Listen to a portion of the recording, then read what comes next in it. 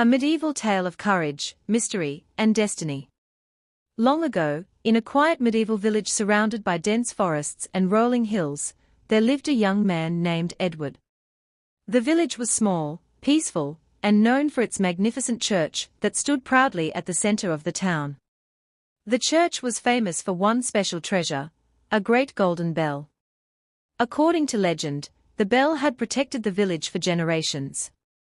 Whenever danger approached, the bell would ring with a mysterious sound, warning the villagers of floods, fires, storms, and enemies.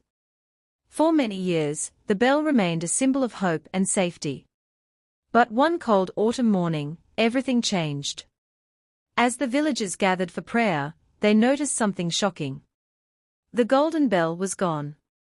The bell tower stood empty. People stared in disbelief. Some cried. Others prayed. Fear spread throughout the village like wildfire. Without the bell, many believed their village was cursed. The village priest tried to calm everyone. "We must not lose faith," he said. But the people remained frightened. Days passed. Then strange things began happening. The crops started dying. The river water became muddy. Livestock fell ill. Every night, the wind howled through the village streets as if warning of something terrible. Many villagers whispered that evil spirits had stolen the bell. Others believed a powerful thief had taken it. No one knew the truth. Among the villagers lived Edward, a young woodcutter known for his honesty and bravery. Edward had grown up without his father. Years earlier, his father had mysteriously disappeared while traveling through the northern forest. No one ever discovered what happened to him. Edward's mother often spoke about him. "Your father was a good man," she would say. "He protected this village more than anyone knows."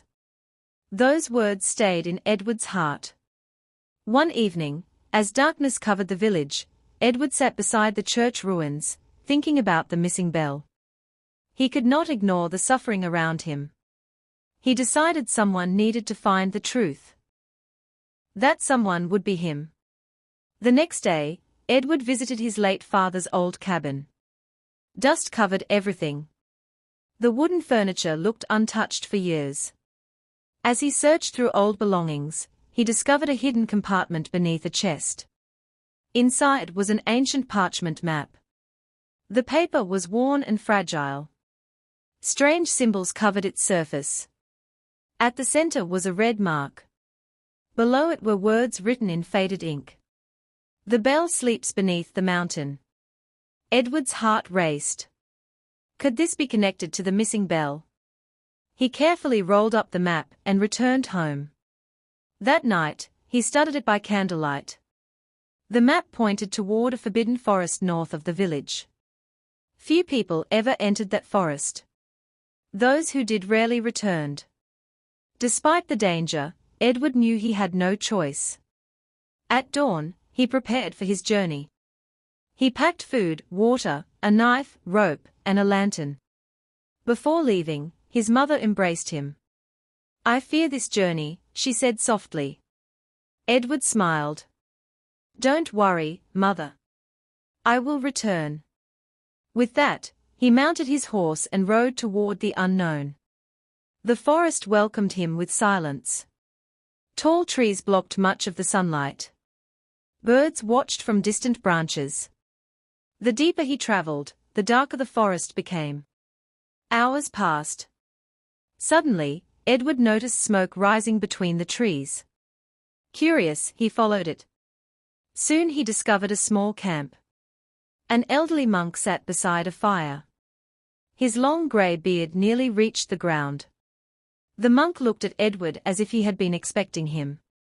"You seek the golden bell," the monk said. Edward froze. "How do you know?"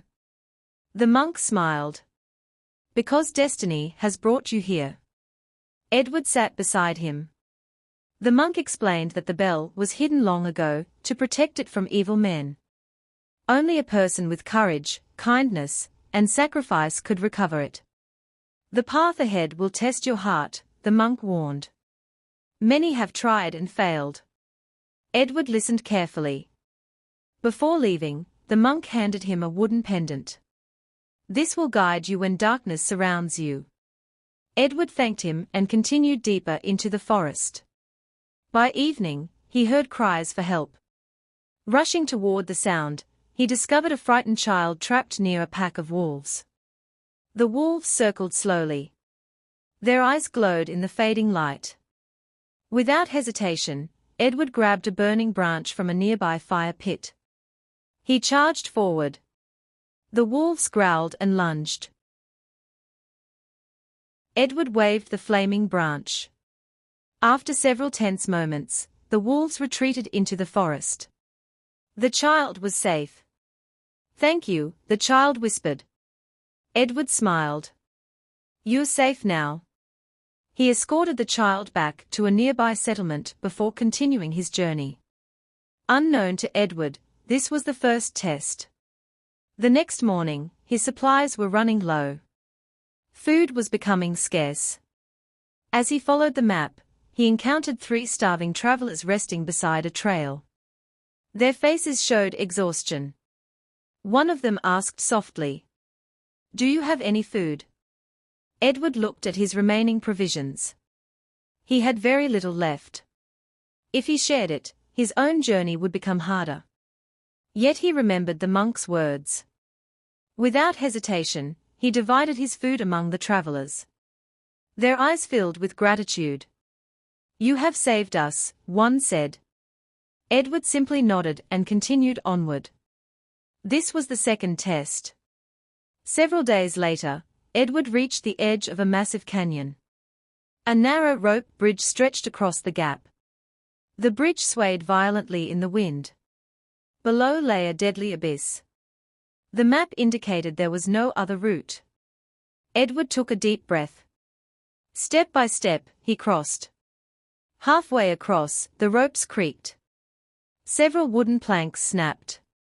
The bridge swung dangerously. For a moment, Edward nearly fell. But he refused to surrender.